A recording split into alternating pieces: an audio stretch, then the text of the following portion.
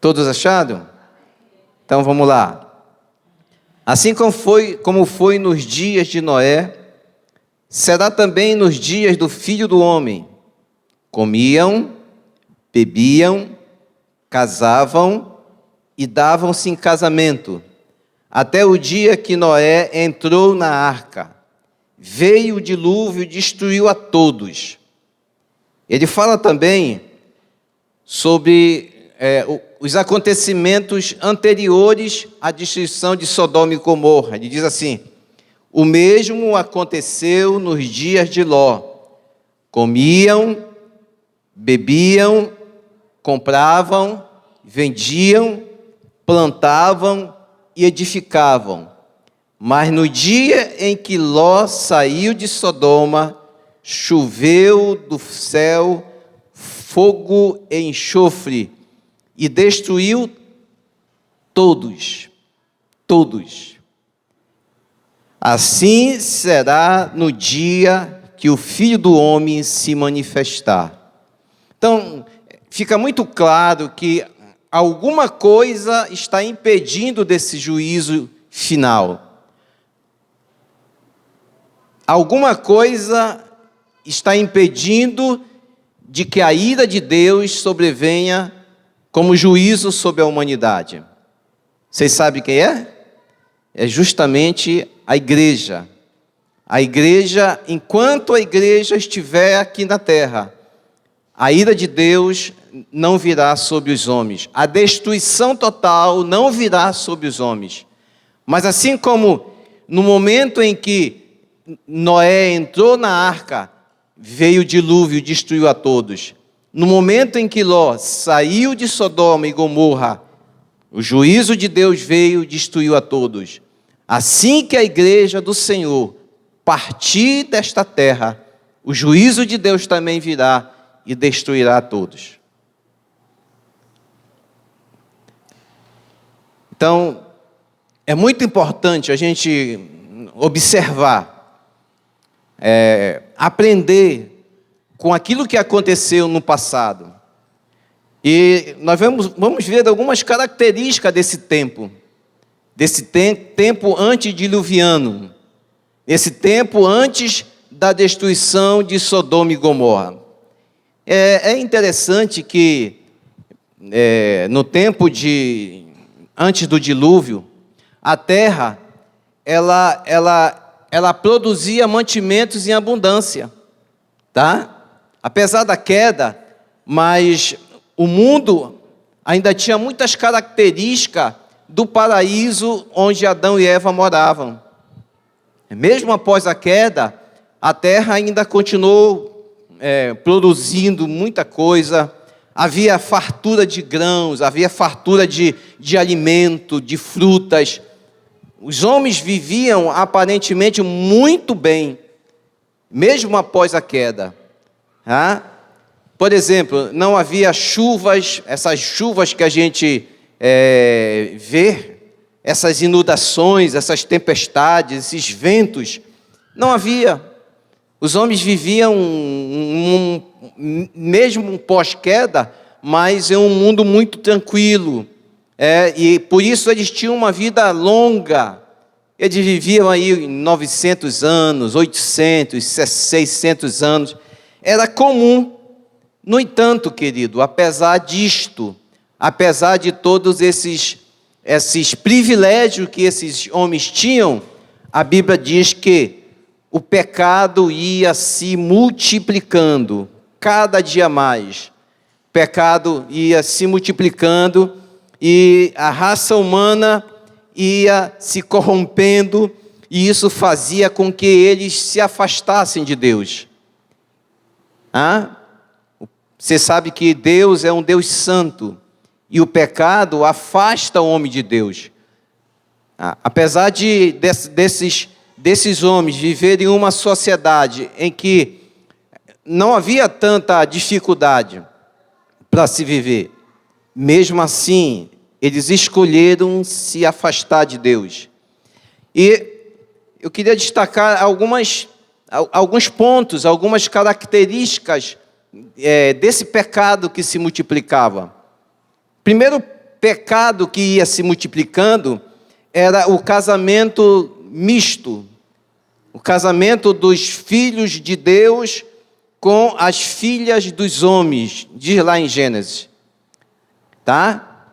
E todos nós sabemos que a Bíblia condena esse tipo de união, né? Por toda a Bíblia nós vemos Deus proibindo e pedindo a que os seus filhos não se casem com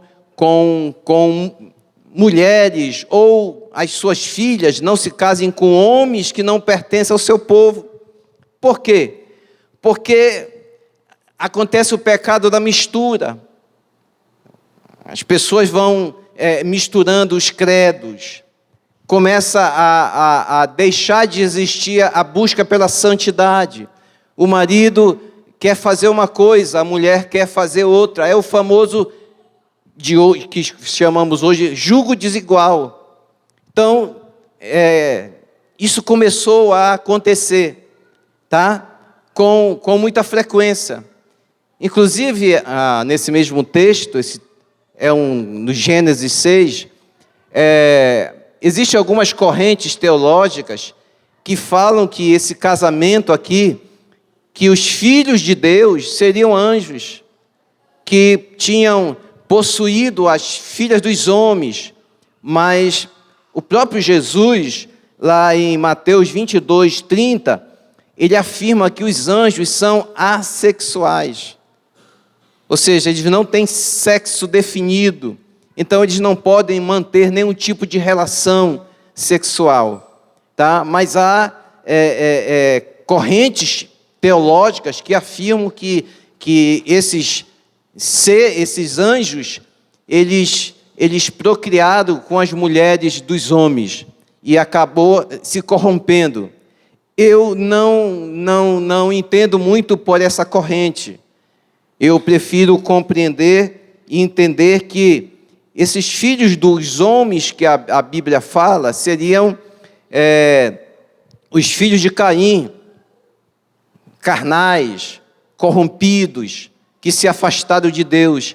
E os filhos de Deus seriam os filhos de Sete, que a Bíblia diz que a partir de Sete começa a invocar o nome do Senhor. Então, eu creio desta forma. Mas existe, como falei, outras correntes teológicas que afirmam que esses filhos de Deus eram anjos.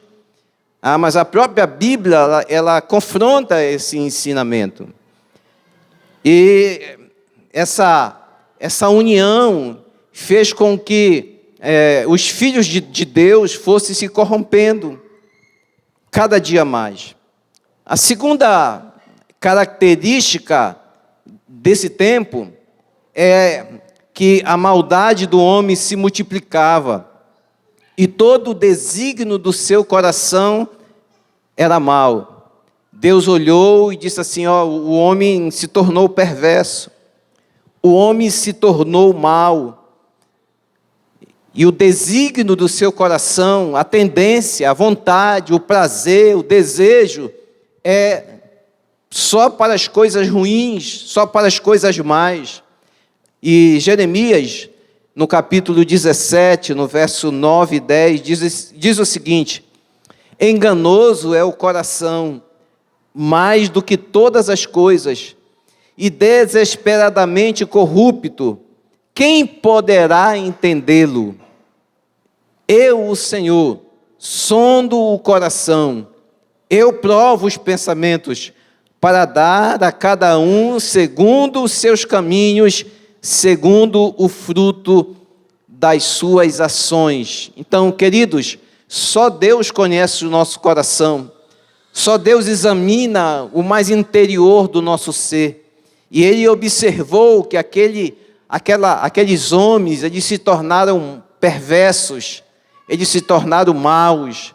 O intento, o desígnio do coração só era voltado para as coisas mais, né? Cada dia se corrompiam mais. Ainda em Mateus, no capítulo 15, no verso 19, diz o seguinte: porque do coração procedem maus pensamentos, homicídios, adultérios, imoralidade sexual, furtos, falsos testemunhos e blasfêmias. Então, vejam que quando uma sociedade vai se tornando má, quando uma sociedade vai se afastando de Deus, começa a acontecer toda a perversidade, homicídios, adultérios, imoralidade sexual. E isso tem sido comum nos nossos dias. Nós temos visto, ninguém pode mais assistir um filme hoje. Um filme de 16 anos é impróprio para nós. Um filme de 14 anos já tem cenas que antigamente era um filme de 18 anos. Então, é terrível a nossa realidade, tá? Então, apesar de Enoque e Noé pregarem a verdade, os homens daquela época, eles escolheram seguir a perversidade. Noé acreditou. A princípio, Deus destruiria toda a terra. Só que a Bíblia diz que Noé achou graça diante de Deus. Noé creu na promessa de Deus e Deus começou a ordenar a Noé que Noé pregasse. E durante mais de 100 anos, amados, Noé pregou aquela geração. Por mais de 100 anos, Noé martelava, construindo aquela arca. E cada martelada ouvida por aqueles homens era um alerta que o juízo de Deus viria. Todavia, aquela geração, ela não deu ouvido à voz de Noé. Ela preferiu cada vez mais caminhar para a sua vida de pecado, para a sua vida de prostituição, para a sua vida de imoralidade. O terceiro ponto que eu quero destacar nessa geração antediluviana, é justamente o texto que nós lemos. Jesus, ele diz que esses homens, eles bebiam, esses homens, eles comiam, esses homens casavam, ou seja, esses homens, eles viviam uma vida de pecado, mas eles estavam indiferentes à mensagem de Noé. Queridos, às vezes a gente pensa, vejam só, que o alerta de Jesus com relação a esses tempos, não foi com relação à prostituição que imperava ali, a imoralidade que imperava ali, a inversão de valores que imperava ali. Não. O alerta de Jesus foi justamente sobre o fato de que, mesmo vivendo desta forma, eles comiam, eles bebiam, eles trabalhavam, eles davam em casamento, eles se casavam e davam em casamento. Ou seja, eles estavam indiferentes ao juízo que viria. Sabe, queridos, a pior coisa é quando as pessoas se acomodam em uma vida de pecado. Quando você é pecador e você reconhece que está pecando, você reconhece que está errado, você vem ao culto e a palavra fala no teu coração, e no final do culto, a vontade que você tem é ir à frente, pedir perdão, se ajoelhar, chorar, se arrepender. Eu lembro, queridos, há um tempo atrás, no meu tempo de jovem, a gente vivia isso. Os cultos eram lotados, e as mensagens eram mensagens profundas de proclamação de arrependimento. A maioria das mensagens de outrora, lá no início na minha geração, eram mensagens que falavam da volta de Jesus, eram mensagens que falavam que nós precisávamos nos corrigir, que nós precisávamos nos voltar totalmente ao Senhor. E eu lembro que ao final, quando era feito o apelo, muitas pessoas vinham à frente chorando. E eu era um desses. Eu não lembro quantas vezes eu fui na frente, chorando, pedindo perdão pelos meus pecados, pedindo perdão pelos meus erros. É verdade que muitas vezes, na segunda-feira, na terça-feira, eu já estava pecando de novo. Mas quando era no domingo, eu já estava arrependido, chorando, me prostrando diante de Deus, contrito. Isso mudou, irmãos? Mudou por completo. Hoje as pessoas estão pecando, mas elas estão dentro da igreja. Elas estão vivendo uma vida de pecado, corrompidos pelo pecado, mas parece que a mensagem já não toca mais aos seus corações. As pessoas já não se sentem compungidos, as pessoas já não se sentem tocados em se arrepender, em mudar. É isso que Jesus está falando. Ele disse que aquela geração, pelo excesso de pecado, por viver uma vida pecaminosa, por se multiplicar a iniquidade, aquela geração, ela estava indiferente à mensagem que estava sendo pregada. Noé, antes de fazer o seu trabalho na arca, antes de construir a arca, Noé ia aí, pregava, e anunciava: olha, virá o juízo de Deus, olha, esse mundo vai ser destruído, virá sobre vocês uma grande inundação. E eles estavam indiferentes a isso, porque eles nunca tinham visto uma chuva, nunca tinha chovido. Como é que vai agora chover e inundar o mundo? Da mesma forma a gente diz hoje: como esse mundo vai acabar de fogo? Como é que o juízo de Deus vai vir e vai queimar todo mundo? Da mesma forma nós estamos pensando. E a palavra indiferença, eu fui ao dicionário e diz o seguinte: indiferença é falta de interesse. Não é interesse, é falta de atenção, é falta de cuidado. Indiferença é falta de consideração com aquilo que está sendo dito, com aquilo que está sendo pregado. Indiferença é descaso, é desdém.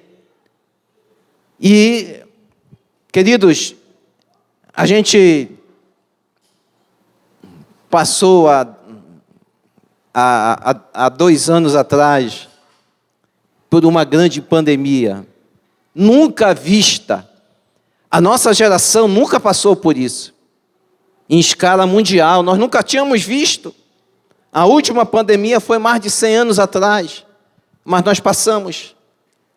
E o pensamento era que quando essa pandemia passasse, a gente ia ver os templos lotados. A gente pregaria, dizer: olha, cuidado com o juízo de Deus, cuidado com a mão de Deus, não exceda, porque senão a ira de Deus vai vir. E a gente achava que com isso as pessoas iam correndo, iam se arrepender, iam se converter. Mas, amados, por incrível que pareça, depois da pandemia, o mundo ficou indiferente. As pessoas ficaram indiferentes. Tem irmãos, e não é lá da outra igreja, porque eu não estou pregando na outra igreja, é nosso. Irmãos nossos que ainda não retornaram. Eles dizem: eu sou da igreja, eu sou da Matilde, mas aí não vem para o culto. Eles estão indiferentes. Indiferentes. E eu acabei de dizer que a indiferença é descaso, é falta de interesse, de consideração. Apocalipse, há um alerta no livro de Apocalipse com relação a isso. Apocalipse capítulo 3, eu quero que você acompanhe. Apocalipse capítulo 3, no verso 15 e 16. Há um texto muito conhecido. Diz assim: eu conheço bem as suas obras. Sei que você não é quente e nem frio. Eu desejaria que você fosse ou uma coisa ou outra. Porém, já que você é meramente morno, eu estou pronto a cuspir você de minha boca. Ou seja, em outras versões diz: eu estou pronto a vomitar-te. Olha aí, ele está dizendo justamente aquilo que a gente está pregando hoje. Ele diz: você não é frio. Ou seja, você não é alguém que não sente, você não é alguém que não ouve, você não é alguém que não tem acesso ao conhecimento, à verdade. Não, você tem, mas você continua frio. Você não é quente, ou seja, você não é cheio do Espírito de Deus, você não dá valor às coisas de Deus. Não, você não é nenhum nem outro, você é morno. E por você ser morno, eu estou a ponto de vomitar-te. Ou seja, você não é frio, você não é quente, você é indiferente. E essa geração de hoje é uma geração indiferente às coisas de Deus. As pessoas estão pouco ligando como vai a sua igreja. A maioria, irmãos, elas estão pouco ligando se o irmão está precisando ou não. Não estão ligando. Há uma indiferença. A mensagem continua sendo pregada. O martelo continua sendo batido. Mas as pessoas estão indiferentes. E hoje, eu já falei um pouquinho, mas eu vou agora adequar, comparar com essas características com os dias de hoje. O que está acontecendo hoje? O casamento misto já se tornou rotina faz tempo, né, irmãos? Hoje é muito comum, inclusive, são raros os pastores que se negam a fazer um casamento entre um ímpio e um cristão. São raros os pastores. Eles casam dentro da igreja normal. E a Bíblia condena. A Bíblia diz que é julgo desigual. Casamento é algo sério. Olha, irmãos, eu faço casamento de duas pessoas descrentes, sem problema nenhum. Eu faço. Mas eu não faço casamento de um crente e um descrente. Eu não faço. Porque há conflito, há julgo desigual, há problemas seríssimos no relacionamento, na criação dos filhos. E Deus é sábio. Deus não vai proibir por proibir. Deus proíbe porque Ele sabe das consequências. Então hoje, já se tornou normal. Mas vejam bem que isso é uma característica do tempo do fim. No tempo de Noé, eles casavam, bebiam e davam-se casamento. E se multiplicava esse casamento misto, fazendo com que houvesse misturas. Segundo, a maldade se multiplicou de uma forma tão assustadora, irmãos, nos nossos dias, que até as mães, pasme, o amor de mãe é comparado na terra com o amor de Deus, né? O maior amor que Deus fala é o amor de mãe. Mas as mães estão matando seus filhos.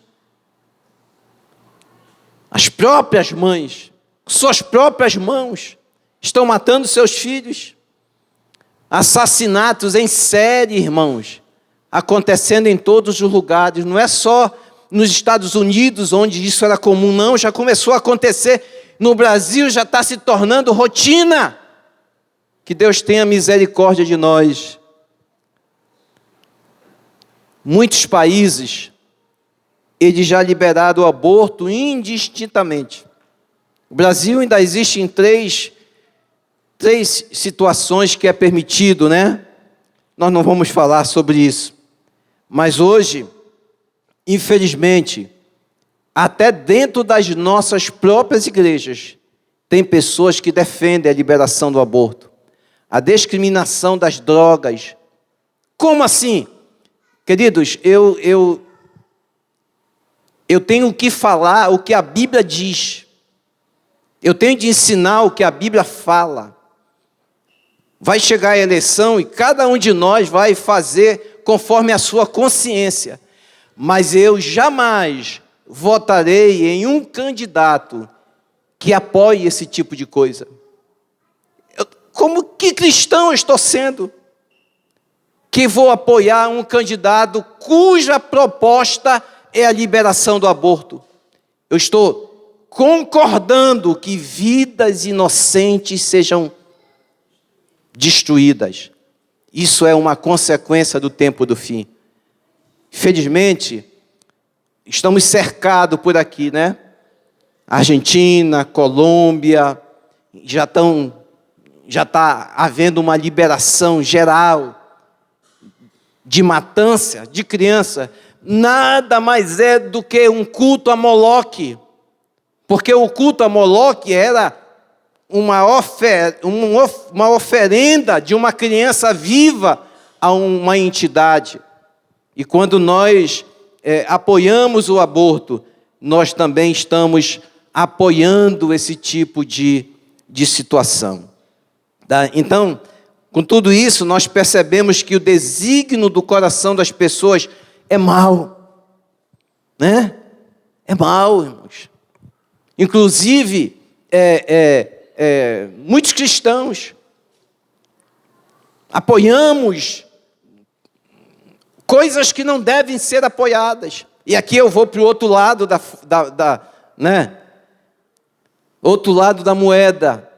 Quando nós apoiamos essa liberação de armas, eu sou contra. Armas não são para ser colocadas nas mãos dos cidadãos. É terrível isso. Nós precisamos ter políticas de segurança. Nós precisamos ter uma polícia bem equipada, uma polícia com uma boa educação para nos proteger. Também não concordo, porque por qualquer coisa as pessoas hoje estão tirando a vida das outras, porque o desígnio do coração, a maldade.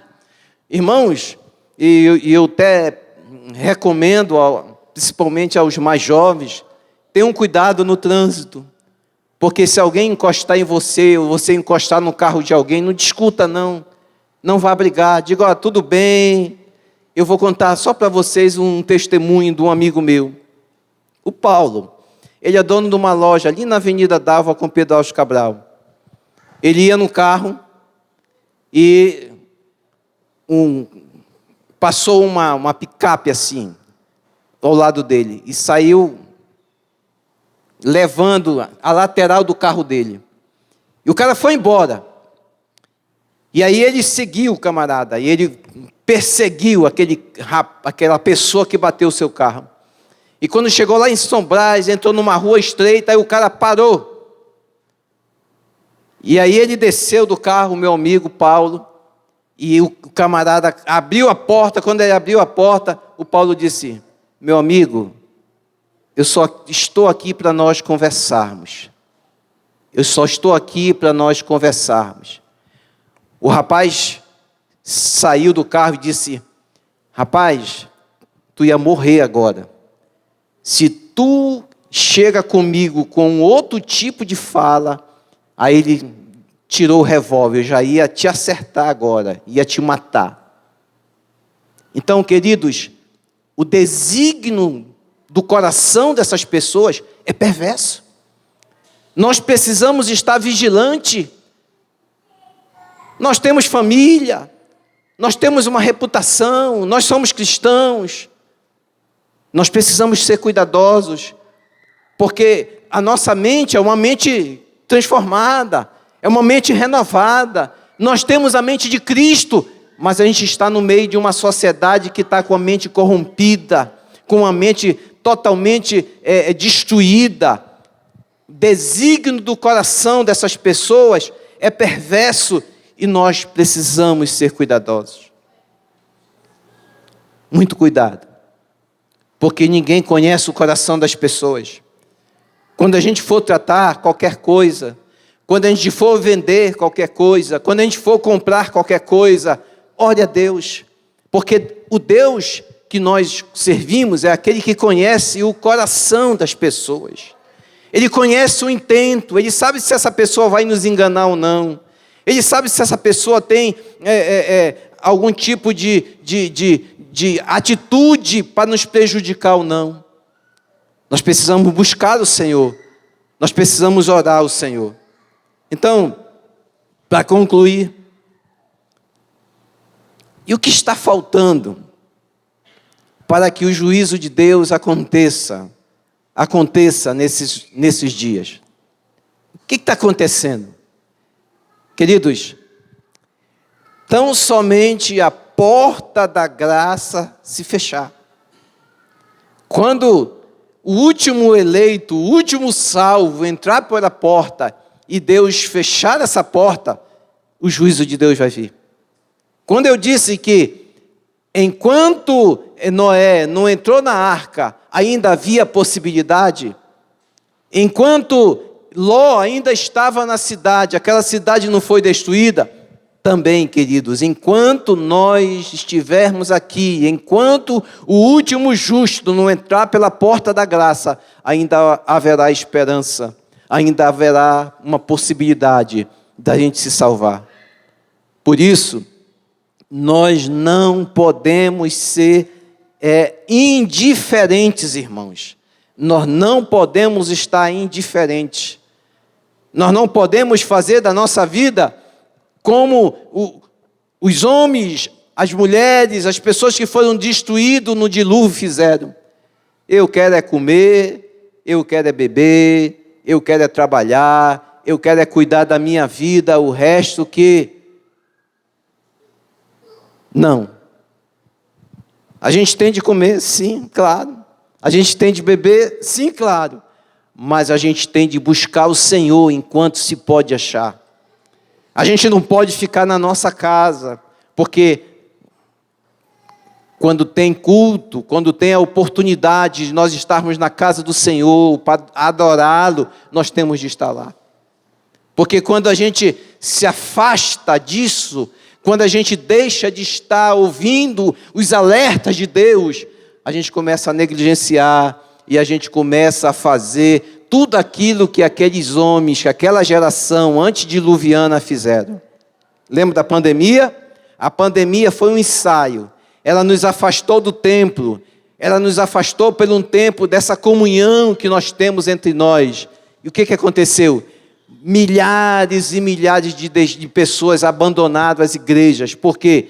Porque se tornaram indiferentes. Indiferentes. A indiferença, irmãos, está acima de qualquer pecado. Porque quando você peca e você se arrepende, você ainda tem possibilidade de ser restaurado. Agora, quando você peca e você fica indiferente a isso, não existe mais nenhuma possibilidade de você ser restaurado. E aí, para encerrar agora, a gente vê ainda 3 características dos salvos, 3 características de Noé, 3 características de Ló. É bem rápido, 3 características deles. 4, eles tinham uma fé inabalável. A fé deles era inabalável. Eu imagino todos os dias Noé levantando e olhando para fora. Tempo maravilhoso, não tinha nuvem, não chovia, não tinha nenhuma nuvem sequer. Mas ele continuava fazendo a arca. Continuava ali trabalhando, encorajando a sua família, dizendo, os filhos, por certo, nesse momento há todo um conflito, um conflito familiar. Os filhos perguntando, indagando, questionando, mas eles diziam: não, calma, porque o Deus que prometeu, o Deus que me falou, Ele não falha, Ele há de falar, Ele há de fazer aquilo que Ele prometeu. O juízo de Deus virá. Então, é preciso nesse tempo agora que nós estamos vivendo, irmãos, ter uma fé inabalável. Nada pode abalar a nossa fé. Vem tribulação, vem luta, vem angústia, vem tudo, mas a gente permanece com a fé inabalável, porque o juízo vai chegar, e quando ele chegar, eu preciso me manter nesta fé inabalável. Segundo, obediência irrestrita. A nossa obediência, a obediência à palavra, não pode ser negociada. Irmãos, o que Deus falou, Ele não vai voltar atrás. Ele não vai tirar para agradar a gente ou para agradar a sociedade que a gente vive. Se Ele falou que é pecado, é pecado. Ah, mas é meu amigo, eu tenho de curtir. Não, é pecado. Se você curtir, está pecando junto, está concordando. Você está fazendo assim, ó. Toda vez que você curte um pecado, um relacionamento inadequado, um relacionamento que a Bíblia condena, você está concordando, você está dizendo ok.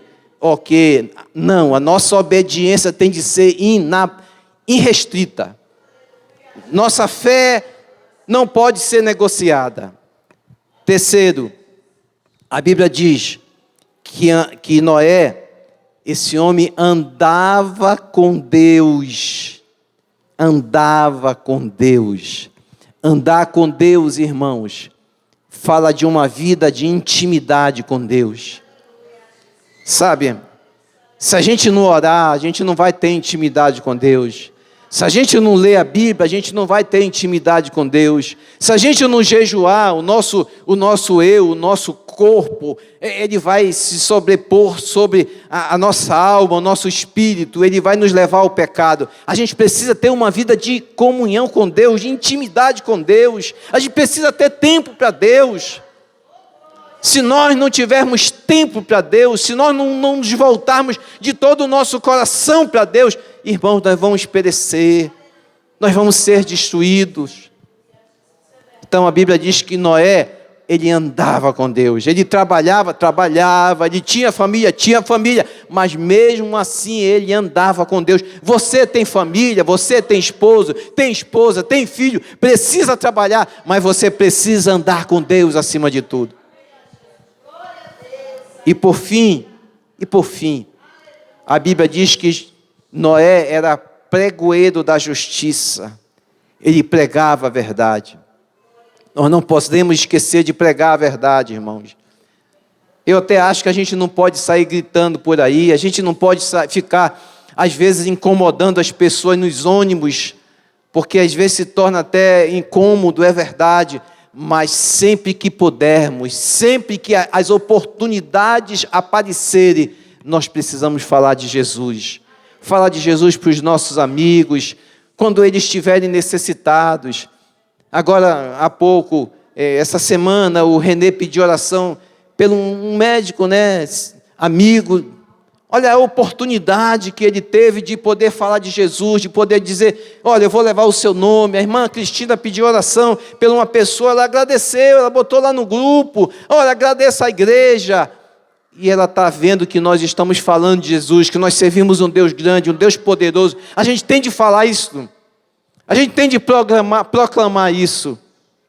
Então a gente precisa falar a verdade, pregar a verdade, mas principalmente nós precisamos viver a verdade, porque hoje nós vivemos de muita fala, é muita falácia hoje que nós vemos, muitas e muitas falácias, falas que não condizem com a vida da pessoa, um evangelho que estão levando aí, que é um evangelho que está, ao invés de servir de solução, ou de alerta, está servindo de obstáculo.